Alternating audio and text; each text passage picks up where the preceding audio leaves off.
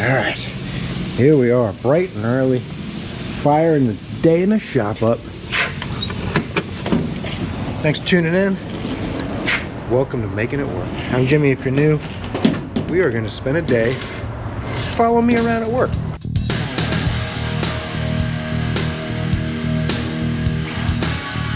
About 80% of the day actually. I don't take you in the bathroom with me. I don't take you to lunch with me unless you want to come in person and have lunch like Nick does. But we'll do what we can to learn a thing or two and have some fun, that's for sure. Real busy so far this week. We're going to do our best. Hope everyone had a great St. Patrick's Day. That was last week, but videos take a week to get uploaded and edited and all that stuff, so we're about a week behind. 48 degrees this morning when I left my house. By the time I got here, it's 20 minutes to go 7 miles in Kissimmee. By the time I got in, it was 5 degrees warmer, almost 56 degrees. It's supposed to be 77 today, if you're wondering. But more importantly, I'm gonna get some cars fixed. Let's finish getting this place opened up, get a mop and a bucket, and get them turbos clean. I made a short about it, it's funny. It's like from 4 days ago. It's still in the same spot. Let's finish getting this place opened up, see what we can do to make it work. That's our specialty. Stay tuned. Well, apparently the week has come to a stop. So I was having a good week. So the boss wants his Ferrari fixed. He gets his Ferrari fixed. So we'll see what happens with all that. Got to do heat exchangers, some coolant tubes. If you saw the video, I looked at it about, I don't know, 6-8 weeks ago. It needs some work. The car's really rough. Now what I'm going to do is fix some things that we know are wrong with it, and it's still going to be a basket case when we're done, but Fast and Furious, bro. It's still going to be a basket case when we're done, but we're going to do the best we can with what we got. I already fixed the door. The outside door handle didn't work. We had this door part. This is broken. I didn't break it. Some hardware missing and stuff. The engine's in the back. It's a 360 Modena, I guess it's called. And the heat exchangers under the intake manifold. I'd never worked on a Ferrari. You might have known if you saw the previous video where I looked at it. But we're going to figure it out. It's not too easy to see the intake manifold bolts, but they're down there. Supposedly you can get to them. There's two schools of thought on these. Some people take the intake off. Some people go through the interior. I think I mentioned there's a panel under there you can take off, take the water pump off. And there's lots of room. The intake's really high. And there's lots of room to get under there and get the exchanger out from the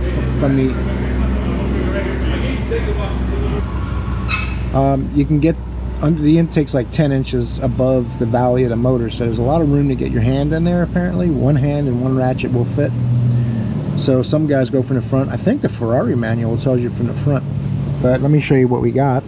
We got an aftermarket heat exchanger, which is supposed to be better, but the only real problem with them is if you don't flush your coolant, it causes corrosion, and there's not a lot of metal in there. If it corrodes, it's going to give up the ghost, and you don't want your ghost given up. It comes with intake manifold gaskets. I think that's the way we're going to attack it. I really don't want to take the interior out of the car, but looking in here, someone's been in here doing all kinds of work. You can see this bolt is stripped out. All these panels are missing. I don't even know where they go or how they mount, but this car also has a fuel pump for the left rail and a fuel pump for the right rail. Two separate fuel systems, which is really odd.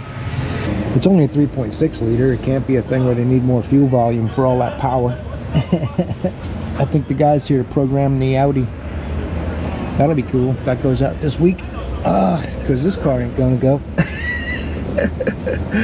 I don't mean to sound discouraged, but I'm discouraged. So let me make a prediction what's going to happen. I'm going to put a lot of time and effort in, fix a bunch of stuff, and there's still going to be a bunch more stuff. That's just hot rod stuff. This Ferrari hot rod is basically what this is.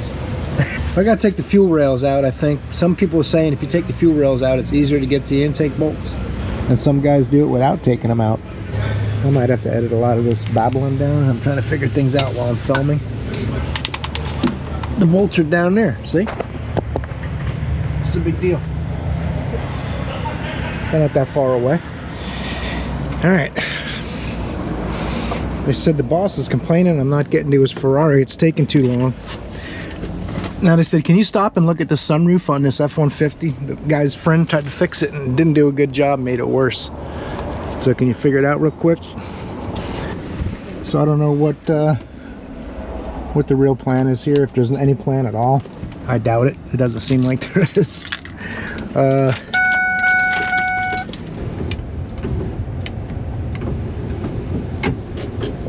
can hear stuff. Most of the times these things strip, just like there's cables, and they work the sunroof, and the cables strip and the motor strip and stuff. So I'm gonna get a diagram of the parts that we'll need and tell them what to order, and then I can hear the motor running and not moving the sunroof. So the lady said her son's friend made it worse trying to help. I don't know what that means, but it's already broken, right? All right, a little frustrated. Let's put on a smiley face and get a diagram for this thing. I believe there's an assembly for the cable, and then the motor's probably a good idea, because while we're in there, the motor hangs in the back just like a power window motor.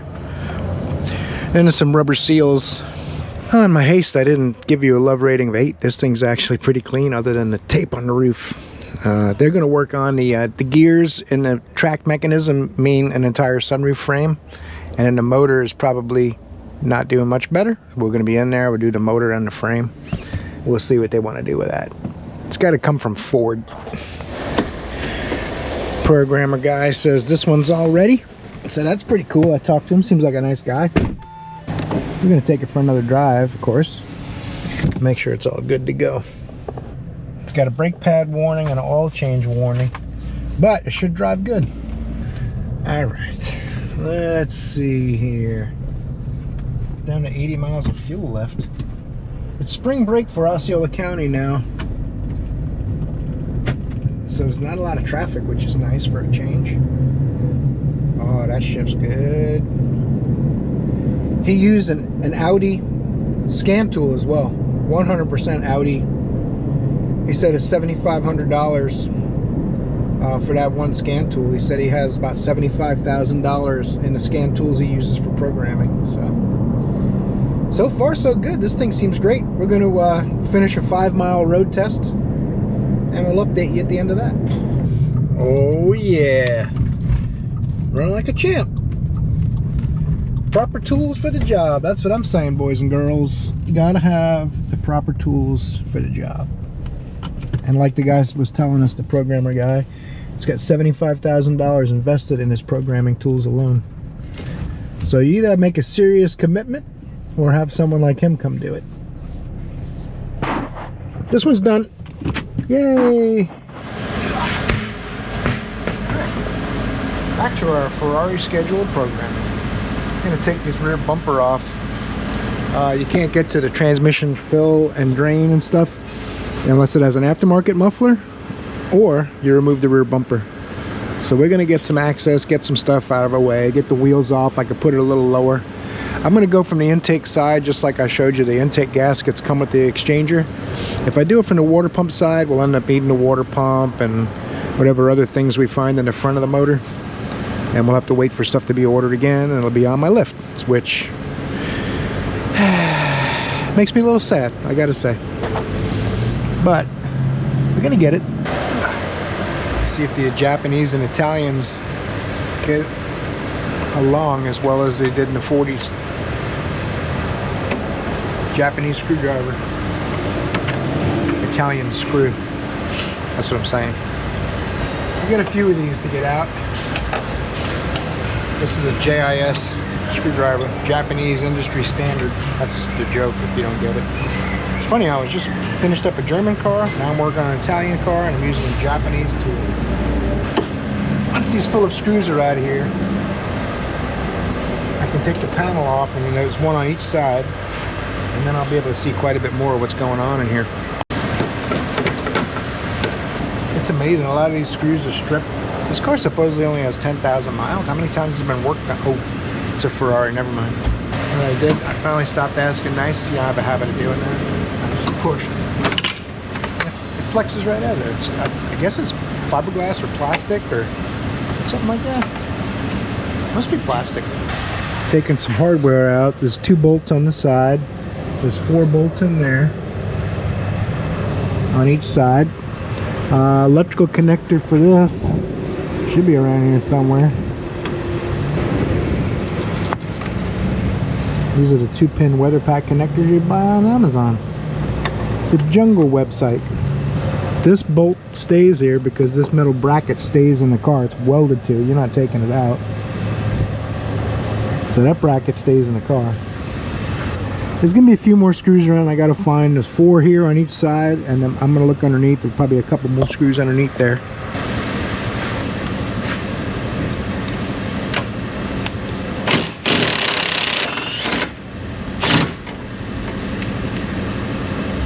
They're all lock nuts too.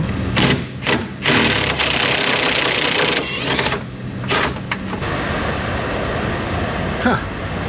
Was not expecting that. That was a regular washer. Some of them are tight fit. Well, that's cool. A lot of the hardware is missing under here already. So this bumper should, in theory, slide right off. This panel's missing everywhere. See if we can slide this thing out now. I don't want to do it this high up, but yeah, it moves. Okay, gotta let it back down and get an assistant.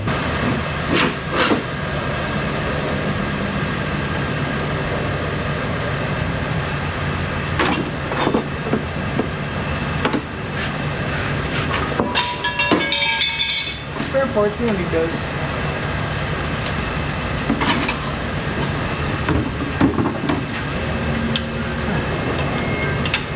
That's going to be interesting, putting that on together.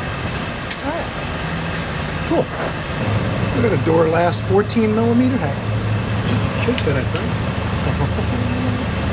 That's the drain. It fills up here, it drains down here. See what kind of fluid comes out of here. I took the drains out of the front radiators. There wasn't much in there. So this thing's either got a coolant leak that's really bad and it's low on coolant. The coolant's going in the transmission, or both. Oh, look at that nastiness.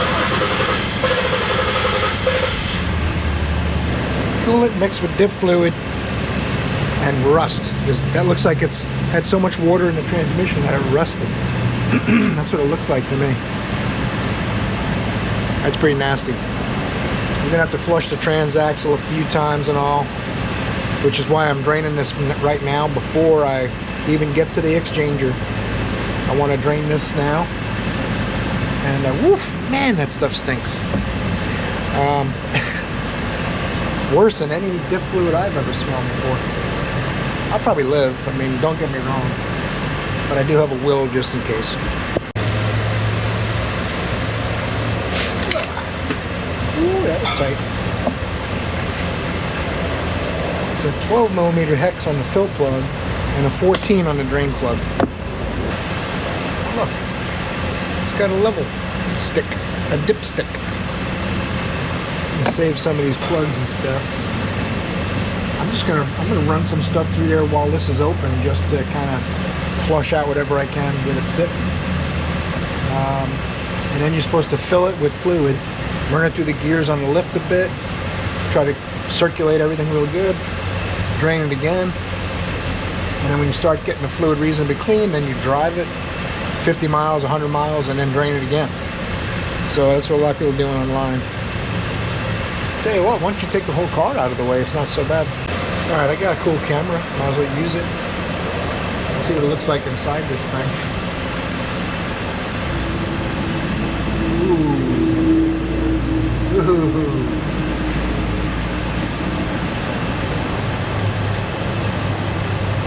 Here's my transmission gears. Hope that shows up a little bit on camera. And glare is always a problem when you have the lighting and the darkness in the shop, and then the monitors, and it's hard to make sure I got a picture for you guys, but the gears don't look too bad. I just wanted to see with the way that fluid looks. I was curious if there was going to be rust on the gears and things like that, but they don't look terrible. I wouldn't say they're great. There's some oxidation on the helical cut gears. There's quite a bit of oxidation, but nothing terrible. I know one thing, it doesn't matter what I see. We're gonna rock it and see how it goes. If it blows up, then we'll worry about it, right? At least that's what I've been told.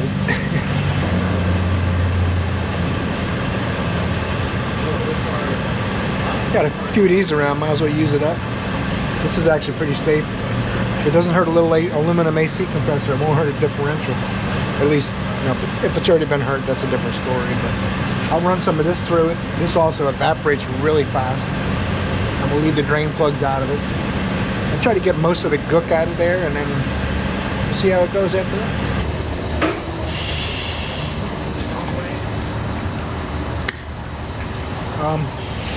Gonna pump some fluid. Whatever's in here is fine for now. I'm gonna pump some fluid through this diff.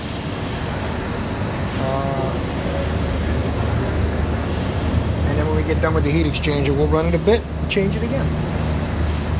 I've run a bunch of brake clean and AC flush stuff, and it doesn't seem to really thin the gear oil. It's a little too heavy duty fluid, I guess. So I think flushing some of this through until it looks pretty good, then I'll put the plug in it and we'll go from there. There's like a streak of the old fluid in the new fluid.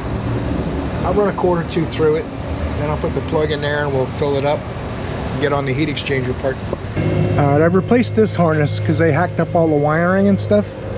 And I thought when they got me this fan harness it was going to cover the whole shebang, the whole kit and caboodle, but didn't even cover the kit. So this left side fan has its own harness, and I might just fix this one. The plan is to not make it look like it wasn't hacked up, even though it was. They had this custom aftermarket relay they had. I'm guessing that's not Ferrari factory stuff. And it runs all the way down here. Now keep in mind, this wire's live. It goes to the alternator. I just cut it, and then I said, you know what? My friend was going to want to see that. I just cut that. So they have this wire live right to the battery, which is where that goes, and just wrapped around fuel lines and stuff, and or whatever this is. Might just be evap. I'm being dramatic for clicks and views. Amazing. Going through metal brackets, no insulation, no. You can see where it's already been getting cut. So I just find it amazing that someone works on a Ferrari like this. But the last owner probably didn't want to spend a lot of money on it either. So the poor thing, it's been through some stuff. We're gonna try to make it right, hopefully. If nothing else, we get some free red wire out of the deal. You can't look a gift horse in the mouth. Oh, look, it's pinched. It's literally pinched right here as I'm talking about it. That's cool. I'm guessing a Ferrari dealership did this. Should I throw them under the bus since I have a YouTube channel? 2 Ferrari dealerships couldn't fix this car. It's never been no Ferrari mechanic. They would fire a guy that did this. Whoever did this shouldn't be doing oil changes. Taking off all these insulators, or you might call them holders. They go around all kinds of stuff. This one up front was broken, and they're not routed correctly. This is above the tube. It's supposed to trap the tube up here. So I don't know what happened with all that stuff, but I know when I get done it'll be right. I gotta figure out how to get that all out of there without doing any damage. I gotta find the Italian word for foobar or something like that. Put them in order, kinda. I gotta change these tubes. If you remember, see, this has a drop of coolant on it right now. There's some kind of split or something in these long tubes, so we got them right there against the wall. Oh man, it's not a 5.5, it's not a 7. That tells me it's a 1/4 inch. That'd be funny if it's a standard size. Well, my Ferrari fans would be happy to know it wasn't a 1/4 inch, it was 6 millimeter. Let's do it from here. We're not doing the hoses, just the tubes. This clamp. The tube goes under it. It looks like it used to be here. This poor car, you guys know how much I like cars. I hate when they're not seeing any love. I'm gonna be loving all over this thing. I'm probably wearing some antifreeze too. I should turn the camera off for this part. Maybe I'll get some subscribers out of it. I don't know.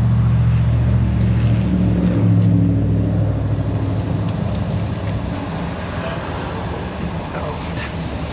Don't do it. I know what you want to do. But I am not about to have it. I'm gonna drip pan this. Okay. Easy, easy.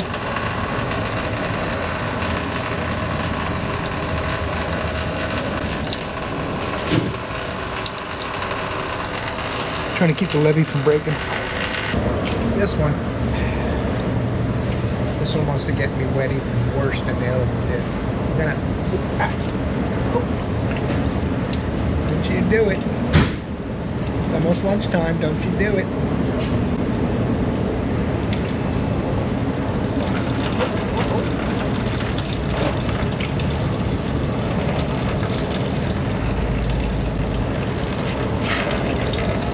It's like cracking an egg.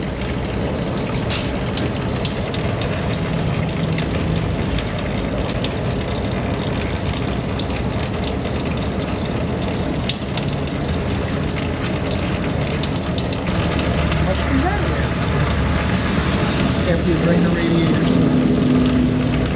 Ow, watch your head. Ow, watch your head. Ow, watch your head. Enjoying the show so far, Alex?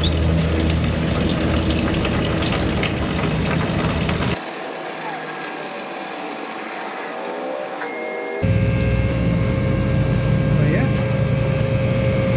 Come on, get out of here. That's fine. Looks like the car's a pole vaulter. Uh-oh. It's not the same diameter. It's not the same length. That's a bummer. It's a different diameter for the correct length one and the same diameter for the shorter one. I think this one is the same diameter too, so maybe somebody put the wrong one on this side. Oh, we got the wrong one of the two. Maybe that would explain why the hose was further up, but I don't see, this hose doesn't change size. Sometimes there'll be a step in the hose and they'll move it to a different spot because they have a different size pipe, but I'm not seeing it. It's kind of strange. I'm gonna have to see if the tube fits in here. Peel the tape off of it and they tied it in a knot. That's nice. Looks like they didn't even cut the original wire, so I could probably de-pin this and re-shrink wrap it, because apparently the left side fan harness is like part of the wiring harness or something. It's not available either way, so I'm gonna fix it. Yeah, we'll de-pin it and should be a piece of cake. Take this black plastic cap off of here, a little clip on each side, and then it should let you push it out. Putting a tool in this little area here and push this little detent down, will let you pull it out. We'll put some shrink tubing on it. Let's see here. Gotta go get my pin tool, I think. It's gonna be too wide. Doesn't take much. I don't want to jam a round pick in there though, it might damage it. Fucking back pin like it's an 18th. 1800s. I just went and grabbed this, so a paper clip works. You don't have to have the special tools for a big connector like this. I do like to bump this back out. This is what you're pushing down. When you put your tool in this slot, you're pushing that down so you can back it out. Let's clean that up. See if we can get shrink tubing over this rubber boot. This is going to be the only problem, but we'll try to figure it out. Might have to use a larger piece of shrink tubing than I would like to, just to see if it will shrink down. I want to cut this without cutting the main wires. Ta-da! Oh, by the way, not a good wiring job. Probably knew that already, didn't you? This is the smallest one that will fit over, and this is crimped into this. And even if I uncrimped it and pulled it out, this won't fit over this. We'll get this to work. It'll be alright. Just to get it to tighten up its game a little bit.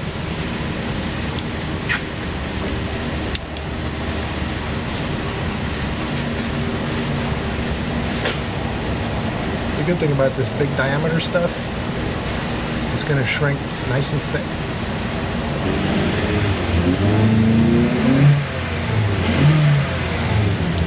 I'm going to also put my cloth electrical tape around that too. Make it look factory. Yeah, I can't find that to save the life of me, Jimmy. Yeah, that's what I figured. Well, damn. Thanks for having hope. No, I know you have hope. I'm just messing with you. For a second, I know you were recording there either. I'm like, oh crap. Oh shit. Hope he's not recording it. And that's why I gotta be a little bit more professional and see you as it go. You gotta be professional, man. Gots to be. Ferrari dealership is what we are now. Everyone bring your Ferraris in. Start advertising on Ferrari forums. Start advertising in the dreams. That's right, man. Best part, that the car might be here for months, but hey, we'll get it done. It's going to be on the lift for months. Like the others. We're used to it.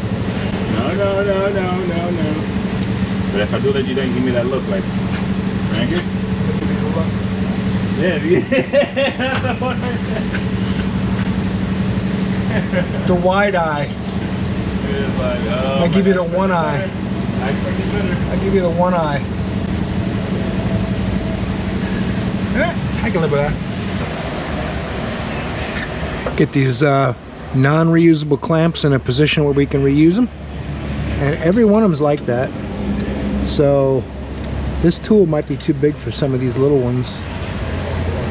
If I can just spread this out enough and I can get a gap in the bottom of this clamp here, then when I put it back on, I can squeeze them back together. We probably really should be getting all new clamps, but you would think that it would come in the kit for the exchanger since it comes with intake gaskets.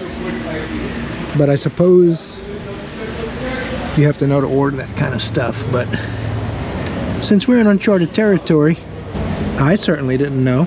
I didn't even look at the clamps. I just assumed it would be able to come apart.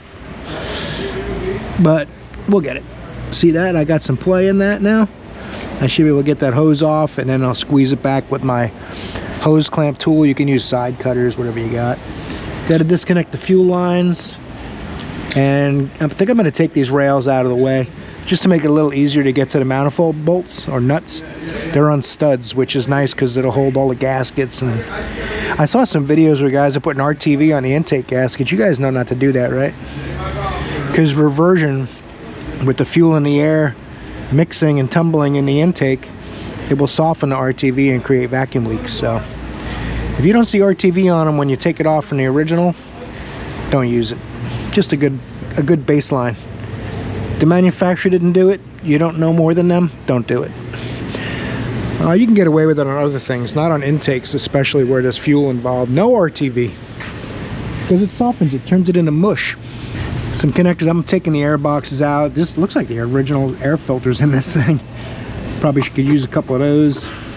It's held in with these flat blade screws, which seems kind of cheesy, but it's race car stuff, you know. Ferrari literally makes these the way they make their race cars, I guess.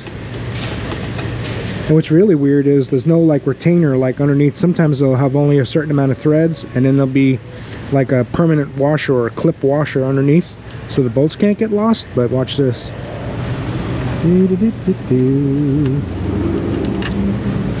So when you service your air cleaners, don't lose those. There's 4 of them. And I'm going to undo this clamp the same way, take it off with the mass airflow sensor. Just less stuff in the way.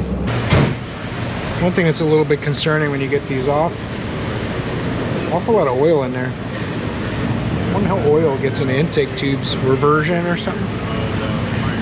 Something up with the PCV. That's not what we're in here for though. This one pulled off.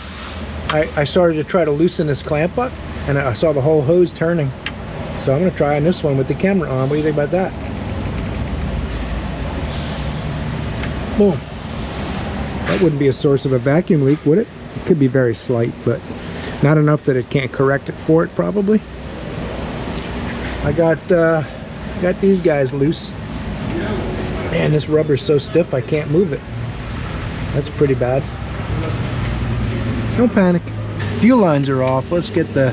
Oh, that wasn't tight. That's cool. One was tight. One wasn't. Hopefully when I'm done that'll all be tight. We'll see. Some are saying they take this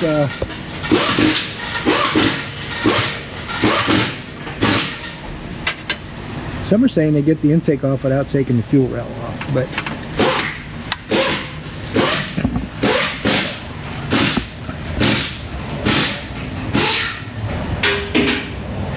oop.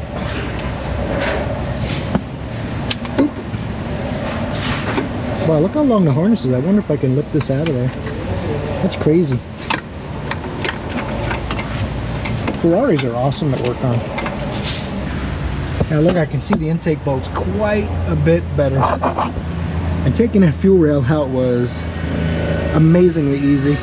No point even trying to do it without taking it out of the way. At least in my humble opinion. And to get these intake bolts, I wish I had a shallow or a medium length magnetic socket, but I don't. And I also don't have a swivelly one. So for the ones I can access with that, I'm going to use that. The ones I can't get to it, I'm going to use that and take it 99% of the way off and finish it with that. That's my plan. We'll see how it goes.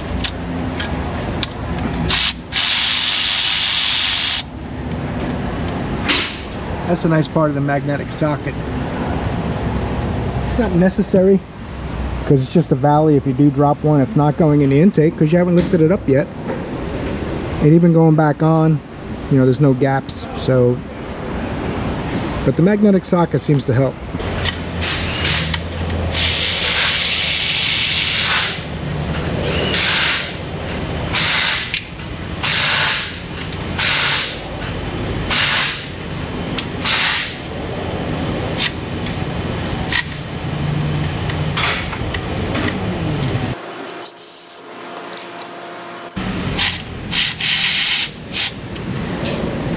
Now, a little tricky.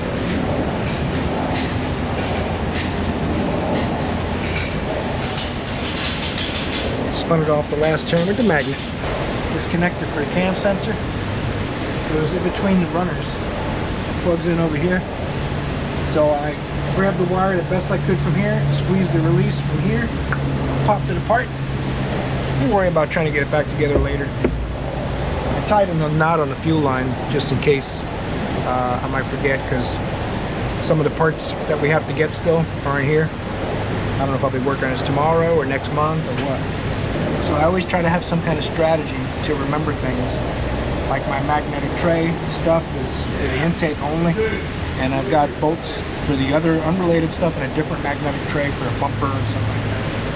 You got to unplug two of the coils because the connectors come through the intake for the two front coils and they go around the back for the two rear coils. The other side's a little different but similar. Pop it off the gaskets a little bit, not lifting it off yet. I've got one more hose I got to do.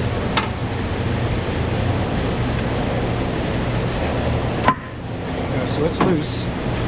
Got one more hose in the right front, and then we'll have to take a look around real closely. And of course you got to fish the two coil wires in and out of the intake as you lift it on and off. Through the intake on each side. And I think everything else is disconnected, but there might be a wiring connector or something. Are we taking a whole intake or just the top? The whole thing.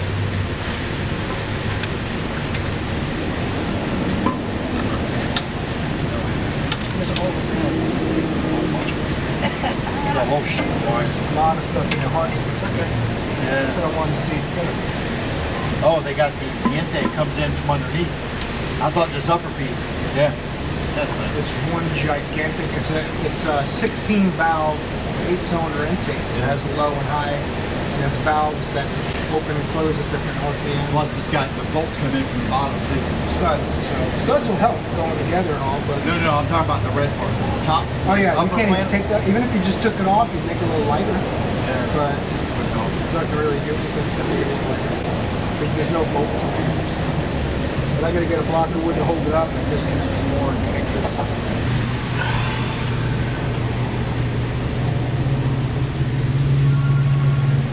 Those harnesses are bolted to the intake, so there's two possibilities.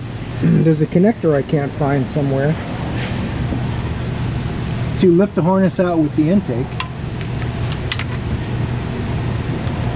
but I don't see it. The more likely possibility, these little Italian sum gums, the more likely possibility is you got to unbolt the harness, take those 10mm nuts, there's 4 of them, to take the 2 harnesses off the intake. And now of course you have to lift the intake up to do it, and that means we have 8 open intake ports while we're taking them little 10mm nuts off. What could go wrong? I don't understand it myself.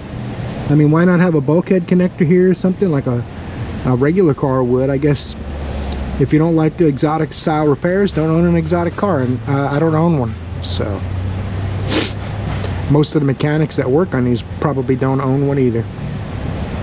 Anyway, enough about that. Let's I could use the magnetic socket. I'll feel a little better about it, but I mean the whole socket could fall off my tool or something. That just seems kind of silly to me. I'm trying to wrap my head around it while I'm talking to you, because you're my friend. I know you'll listen. I appreciate that.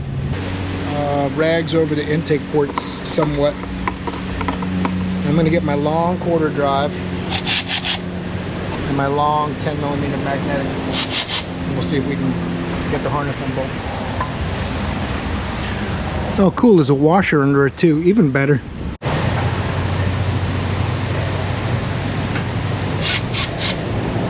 Magnetic socket. I got a magnetic bolt. The washer is actually going to be the harder part, so wish me luck. Don't drop all your hardware around. And try not to drop a washer in the motor. If you come out with the hardware, it's a win.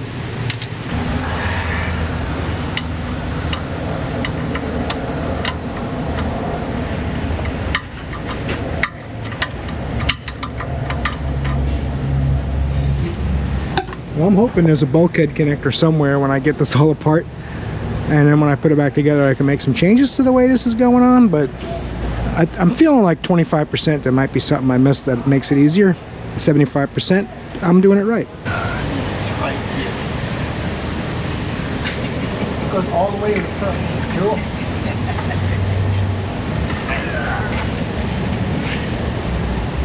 We gotta remember how that goes through. Like that. Just put it right under here. Yes, sir. Is that it right there? That's it. Oh. Well, how am I gonna get that thing off from going in through the engine or the cabin? Well, because they want you to shove your arm. You take the water pump assembly off, the timing belt covers, the serpentine belts, the belt tensioners, and then you slide your hand back here, because that stuff will be out of the way. You take this clamp off the front. The only thing left is the exchanger and this rear clamp. And somebody thinks that's easier than pulling the intake? I guess. Okay, I got my rags nestled safely in place, or at least relatively. So the way this exchanger comes off, it looks like this manifold me and Joe were looking at. That's why I got those 2 gaskets. I got 4 intake gaskets for each side and 2 gaskets for the crossover. That gets the coolant from those 2 tubes that go across the motor. If you do it from the front, you got to take all that off, and you got to take the interior out and the carpet and the panel, and you got to work on your knees, and you're literally sticking your arm in there to get to this stuff. So, but then you don't have to take the crossover off. But getting to that rear clamp, I would not think is going to be fun, although the intake's pretty high. The videos I said it can be done, and actually one guy said that's the Ferrari procedure. I might have mentioned that already. I'm just happy to have the intake off. We could take those 4 12s and the front hose clamp off and pull the whole assembly off. I thought they were 12s or 10s. See you tomorrow, man.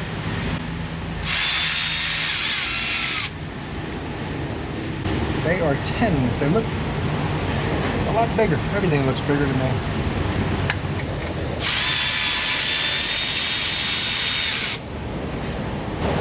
Still using my magnetic socket.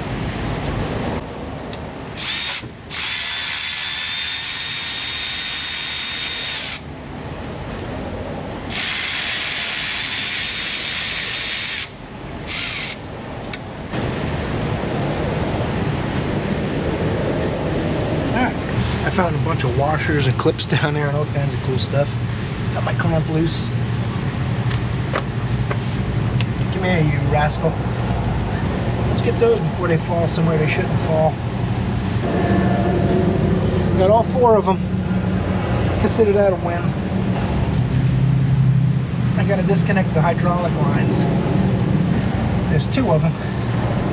One in the back, one in the front. And I think they're like 21 or 22 millimeter fittings. Wasn't really that tight. That's cool. I know about how tight I would go, and it would have been tighter than that, but at the same time it wasn't loose. That makes sense.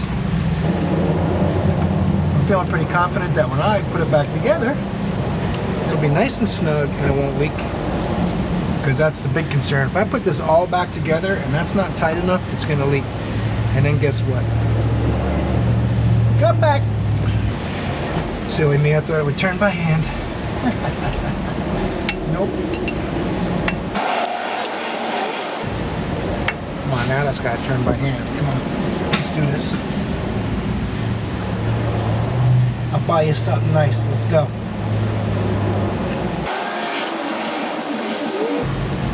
Alright. One more of those and it's out. I couldn't imagine doing this with it from inside the car, because any load you put on that hose, the hose is so stiff, it doesn't let you turn the fitting. So, I don't know. I am seriously doubting the in the car method. With the intake on method.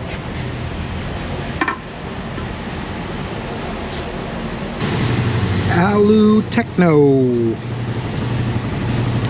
I'm guessing this was already changed. I'm guessing it's also going to be changed again. 8 millimeter on all these clamps. We got a new one. And make sure which way it goes. We push the rubber booties all the way up against these fittings. I guess it's not directional.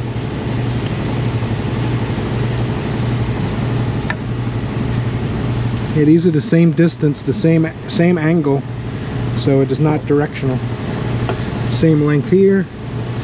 The tubes aren't tapered or anything like that.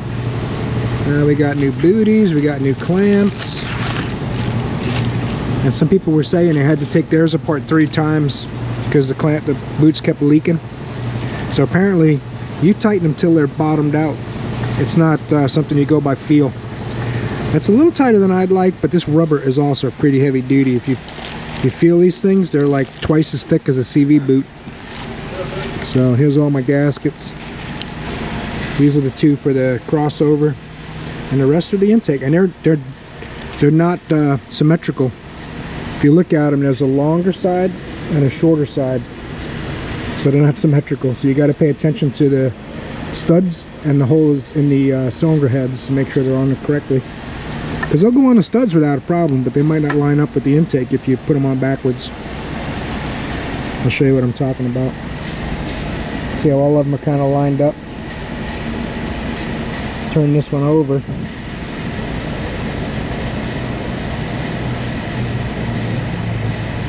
They don't line up. So, if you are doing something like this, I apologize. I mean, I'm sorry, but watch that. 8 millimeter. These things are not in good shape.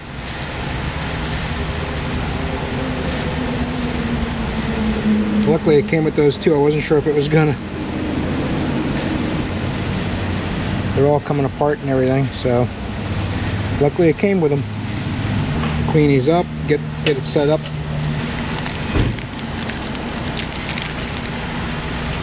Oh, the lady with the F-150 sunroof said, "What the heck? I'm not paying that." Okay. Have a good day. Thousands of dollars for a new sunroof, basically, because the tracks and the motor all kind of destroy each other on those. And we told her we could try a motor, but we can't promise that it's not going to need the tracks too until we try it. She didn't want to hear that, so we're not doing it.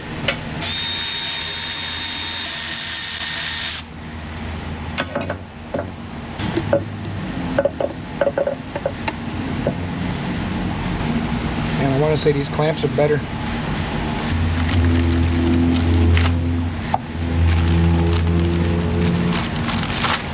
Look at this rubber.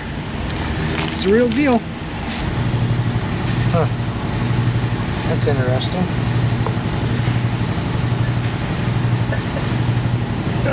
We don't go on as far. Take these out and take a look. Although I don't think they're quite as heavy duty-ish. Look how long these are. Yeah, they look okay.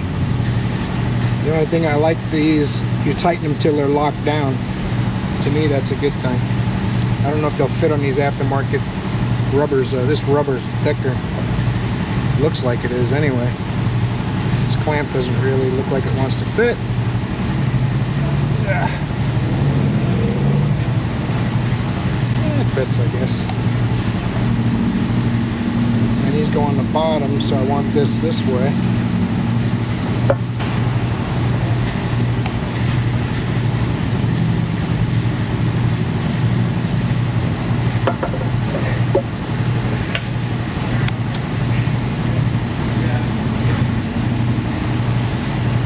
Man, these things are a tight fit. Maybe if we loosen them some more. I'm not sure how many threads are left.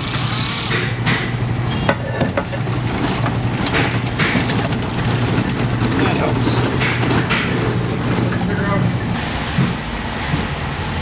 Now, I don't want that clamp. There you go. There's more room over here than there is here.